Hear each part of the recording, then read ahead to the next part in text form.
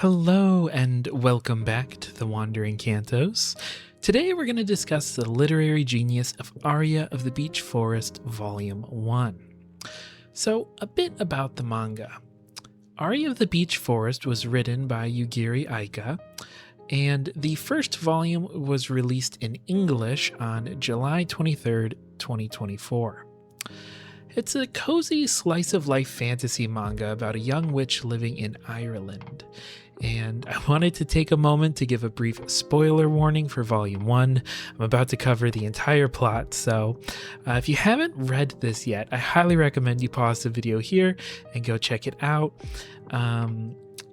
It's in a really amazing series, and it's one of those that's very special, near and dear to my heart. So it would mean a lot if you could check it out, and I think you'll get a bit more out of this discussion if you're familiar with it. That being said, if you don't mind spoilers, or if you're not interested in reading it, since I'll be going over the whole plot, you should still be able to follow along totally fine. So, why cover this manga? Since it's March, I thought that it would be fun to celebrate St. Patrick's Day by covering this cozy Irish-themed manga. I really appreciated how this manga actually focused on celebrating real Irish culture rather than just sort of the green beer thing that we see in America.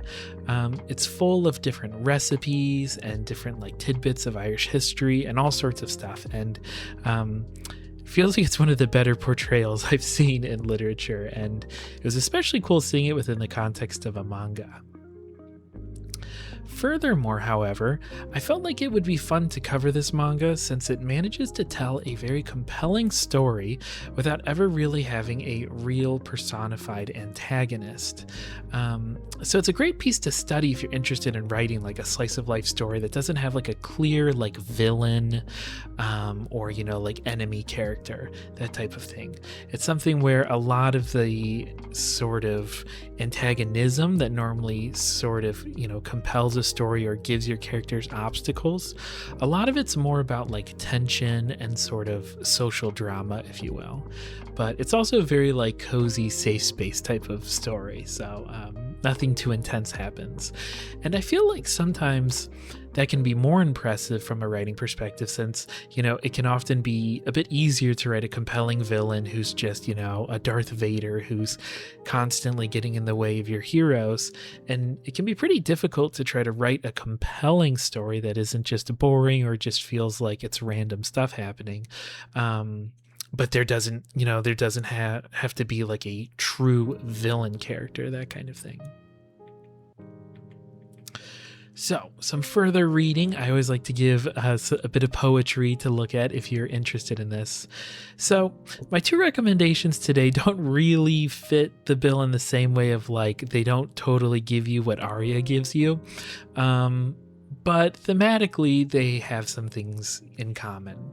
So, if you like Aria the Beech Forest, I recommend you check out Journal of a Solitude by the poet May Sardin.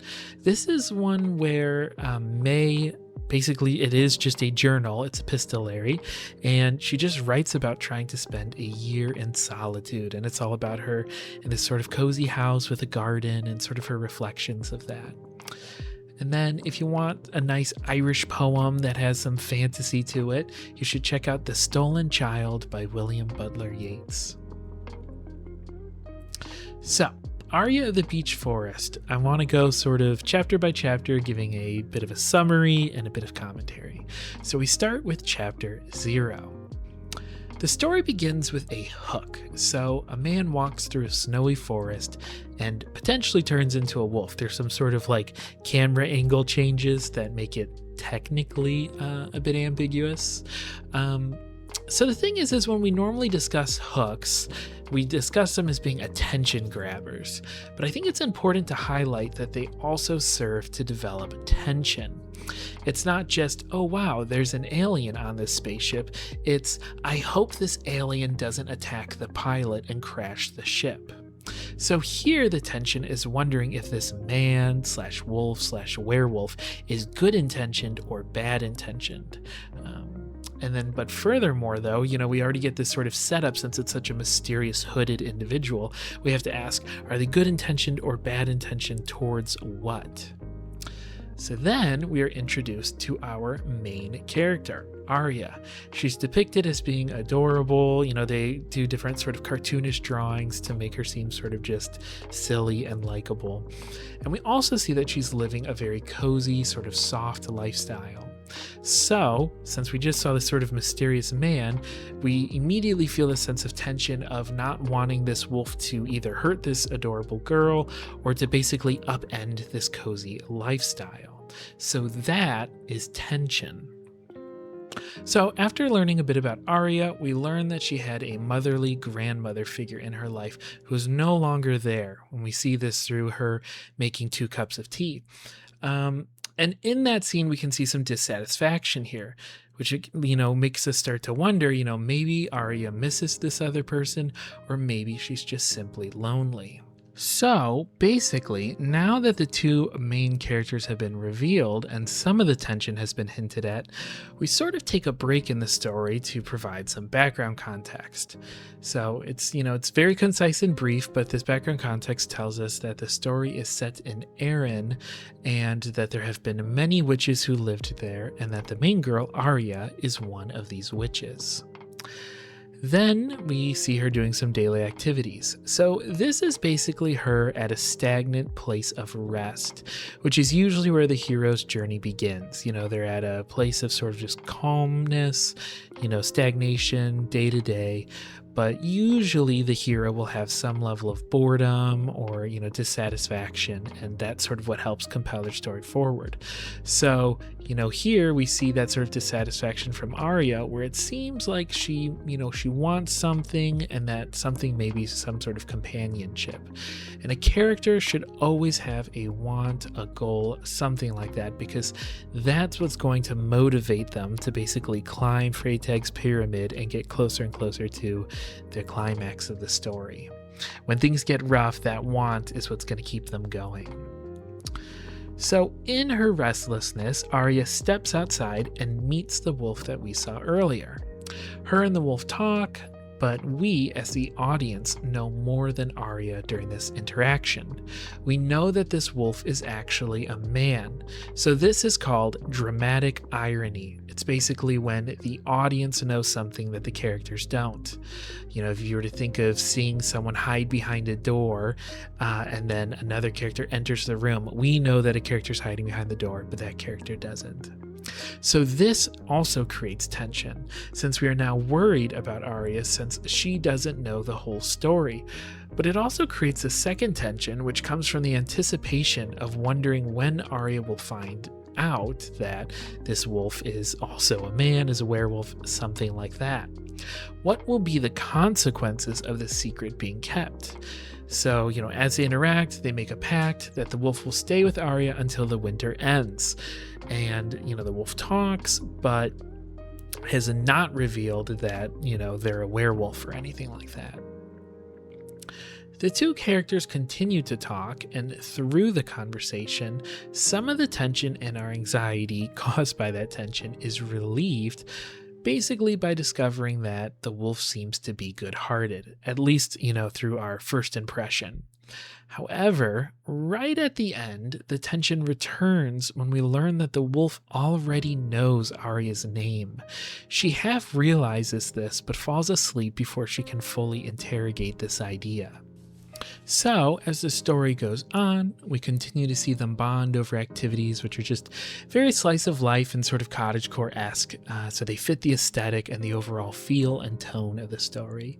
And soon the winter concludes. So once again, the tension rises as we, ask ourselves, what will happen once the winter is done, since they've, their pact ends at the end of the winter.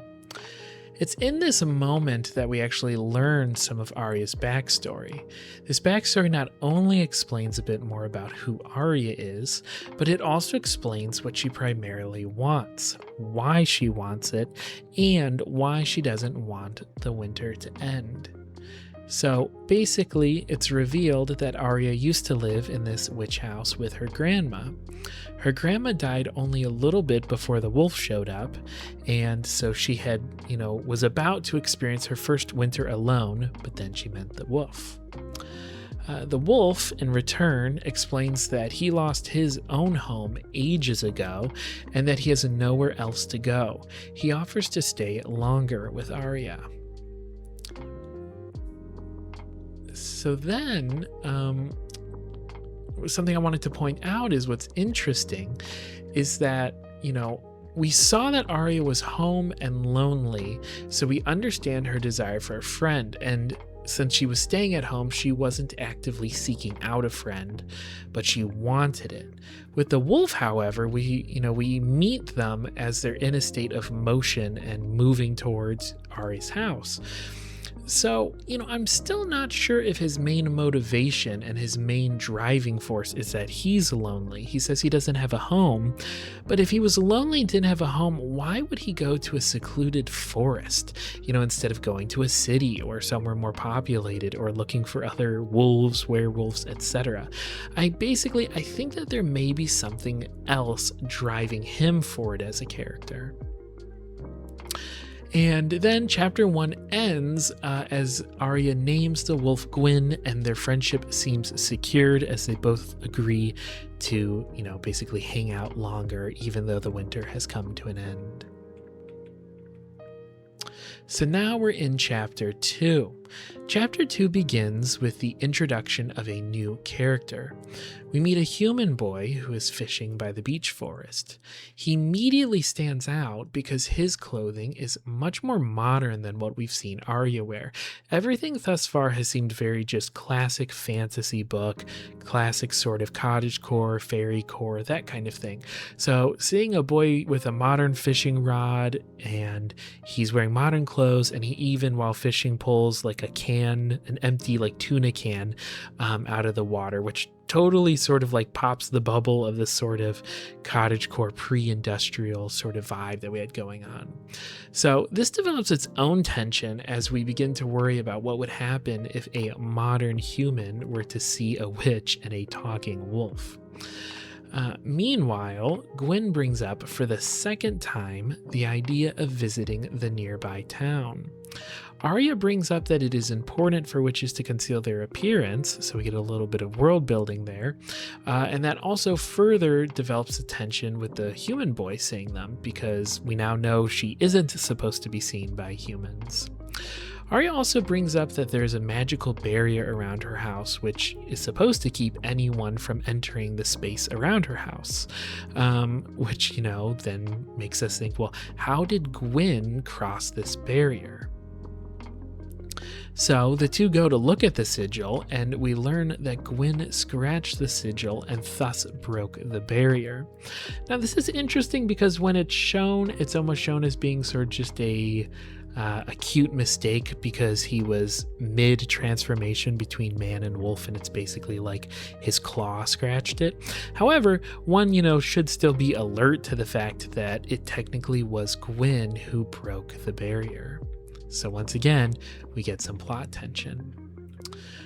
So this, after this moment with the sigil, we go back to the human boy, whose name is Alvin, and he attempts to tell his mom and sister that he saw a witch, but, classic sort of boy who sees something paranormal fashion, no one believes him. Although Colleen sort of claims to believe him, but she's a, very young girl. We learn that his sister Colleen really likes food, and that will be important later. And in general, we see that their family, seems very modern and very just unfantasy. It looks like a, maybe like a 90s-esque family.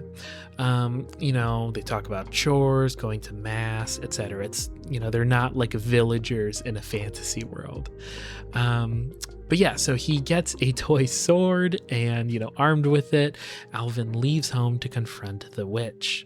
But just before he can, his sister Colleen, who is following him, accidentally trips and makes a scene and reveals their position. So then we get chapter 3, which is basically after a rough initial introduction.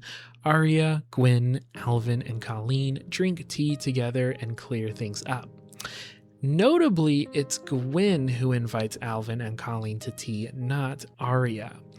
Gwyn tells Aria that she has to be friends with them so they won't tell everyone about Gwyn's ability to talk.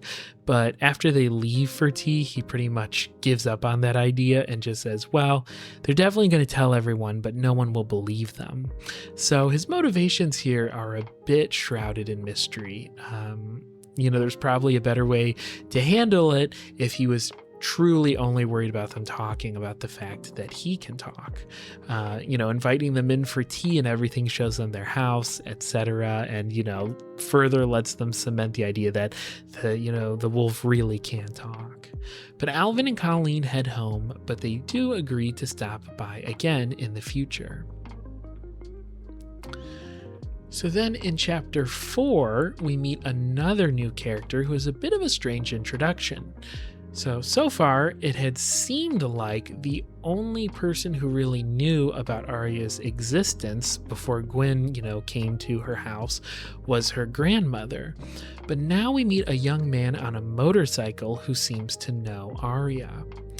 And so he eventually goes to the house and meets her and sees her and Gwyn, and then she explains the situation about Gwyn to this man, and then explains that his name is Theodore and that he stops by every once in a while to give her groceries, etc.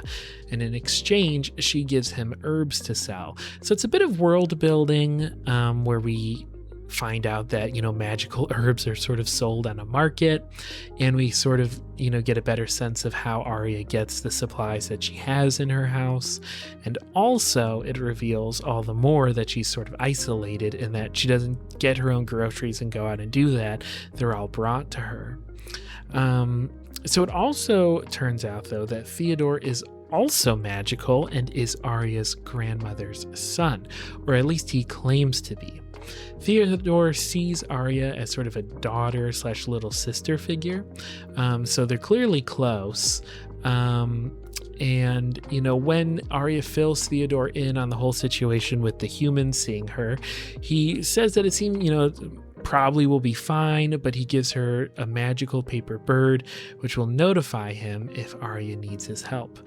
Now, anyone who's done any sort of literary study before will see that this is sort of a Chekhov's gun. There's no way that she doesn't later come into a situation where she needs to use this magical bird. But before he leaves, Aria asks him a bit more about the outside world, which serves as another iteration of this sort of plot thread / tension of the world beyond the Beech Forest and also Aria's own isolation.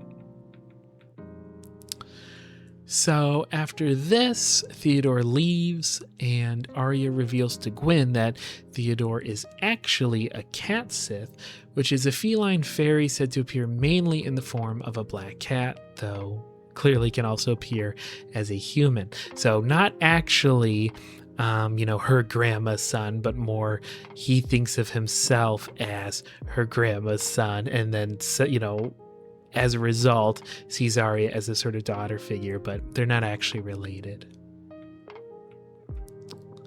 So then we get to chapter 5. So this chapter begins by highlighting the fact that even after 4 months of living together, Gwyn still has not seen Aria use any magic.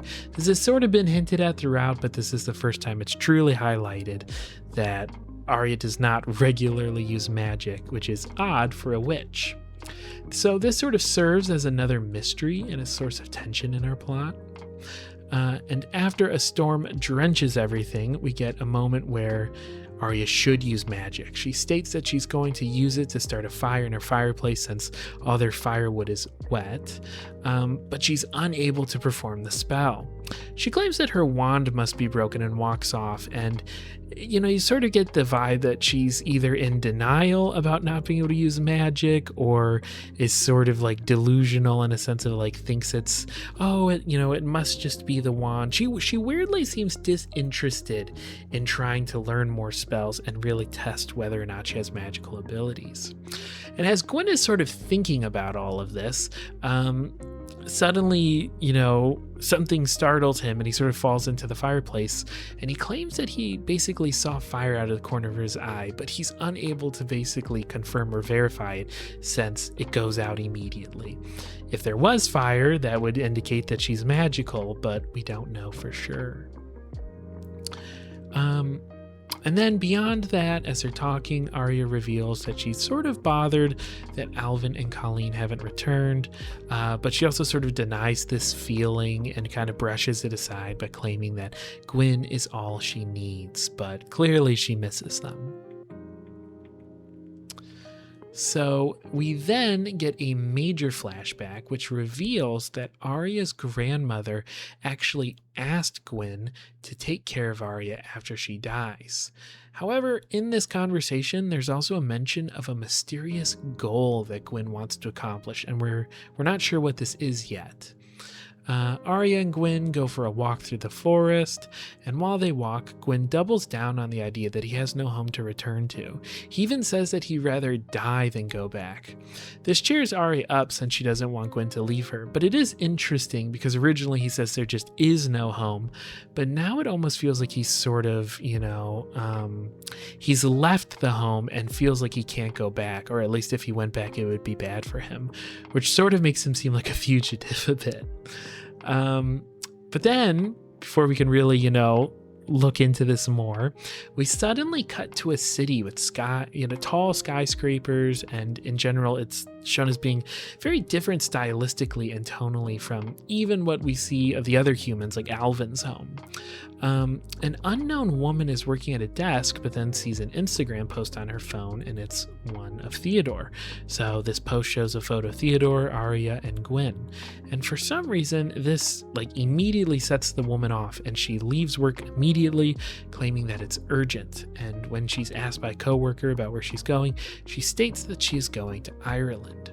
So this further cements the, idea that's been pretty obvious now that Erin is indeed modern day Ireland. But it also reveals that this woman and the city aren't in Ireland, which seems important.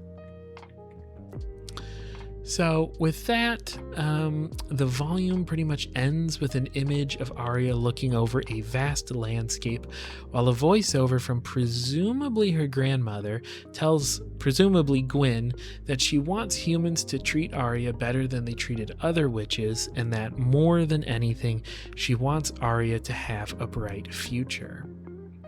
So that sort of wraps up this first volume. So yeah, this volume primarily serves to introduce the main characters for the entire series, but it also introduces, both the mystery and tension that will sort of compel the story forward.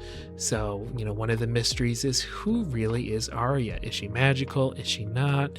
And sort of in addition to this, why did her grandmother do so much to keep her so isolated? Another mystery is basically just what's up with Gwyn. Why is he keeping his identity a secret?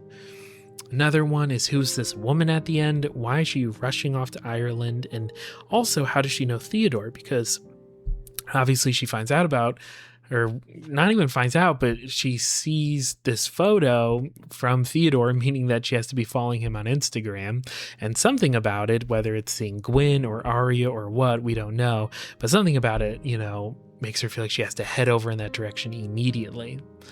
And so one of the sources of tension is basically wondering, is the woman at the end a threat? Is she going over there to hurt Aria, or, is she mad that she's found out that, Aria exists, or is it Gwyn that set her off? Especially since, as I mentioned earlier, Gwyn seems like he may or may not be running from his past and his past home. And then another source of tension is basically, a big one is what's going to happen when Arya realizes that her talking wolf friend is actually like a full-grown man / werewolf. Because right now she really just does think that he's a talking wolf. And they've now like slept in the same bed together, bonded, shared meals, they've gone through multiple seasons together. They're really close, but this is like a major secret to be keeping. So I kind of can't help but cringe as in anticipation of how that's going to happen. And with that, the mystery and tension, that's what keeps us reading. Just when things seem to calm down, something else always sort of threatens to disrupt the peace. So rather than your heroes constantly bumping into obstacles against, an evil, dark magic lord, it's instead sort of this like peace and calm and the bonding, and then suddenly a human sees them, but then that ends up being okay because Alvin and Colleen are cute and nice, but then Theodore shows up, and is he going to be weird? Oh no, he's actually nice and sort of does the grocery shopping and stuff like that. But then we get this woman at the end, and her sort of role in the story is not yet resolved. So, that's what makes you want to get the second volume to see where things are going to go. But yeah, I think that's going to sort of wrap up our first look at this first volume. Again, this one's mostly just all introductions. But if you enjoyed this little episode, please consider subscribing and giving the video a like. It helps a lot, helps grow the community, and also then helps sort of grow the conversation in the comments. And speaking of which, I'm interested to hear what your thoughts are on this manga if you've read it. What are your theories surrounding Gwen? Do you think he's, a runaway criminal? Why did he know her grandma beforehand, but Aria didn't know of Gwen, especially since she seems so close with her grandma? It's interesting that her grandma never mentioned Gwen, or Aria ever saw Gwen talking to her grandma or anything like that. And what about Aria? Do you think she's actually a witch or just a human? And does that really matter?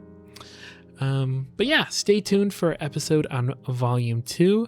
With that being said, I'm going to wrap this one up. So take care, and I will see you in the next one.